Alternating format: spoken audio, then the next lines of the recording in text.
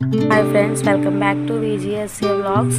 Today నేను mutton curry చేస్తున్నాను. Mutton curry కావాల్సినవన్నీ కట్ చేసుకొని పెట్టుకున్నాను. చూడండి, నెక్స్ట్ ప్యాన్ పెట్టుకోండి.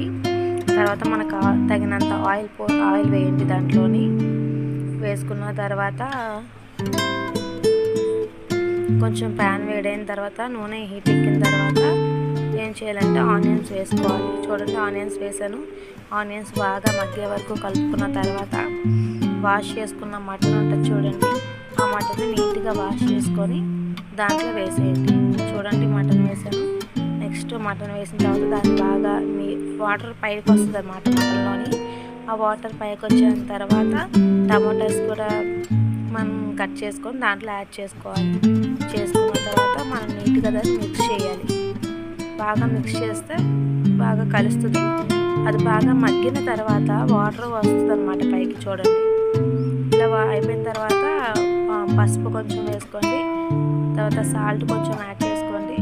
తర్వాత చిల్లీ పౌడర్ యాడ్ చేసుకోండి. నెక్స్ట్ దాన్ని కూడా బాగా మిక్స్ చేయండి.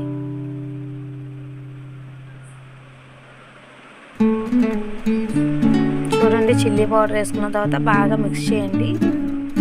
చేసిన తర్వాత దానికి తగినంత వాటర్ యాడ్ చేసుకోండి. వాటర్ యాడ్ చేసుకుంటే మనకి ఎంత గ్రేవీలో ఎక్కువ కావాలనుకుంటే కొంచెం వాటర్ ఎక్కువ యాడ్ చేసుకోండి. గ్రేవీ తక్కువ కావాలంటే మనకు సరిపోయినట్టు యాడ్ చేసుకోండి. నెక్స్ట్ ఏం చేయాలంటే అది బాగా మెరుగుతున్నప్పుడు నేను అల్లం వెల్లుల్లి విత్ జీలకర్ర పేస్ట్ యాడ్ చేశాను. తర్వాత దాన్ని బాగా మిక్స్ చేయండి. నెక్స్ట్ నేను గరం మసాలా పౌడర్ వేసుకున్నాను. నెక్స్ట్ దాన్ని మూత పెట్టేసాను. కుక్కర్ మూత పెట్టేస్తే విజిల్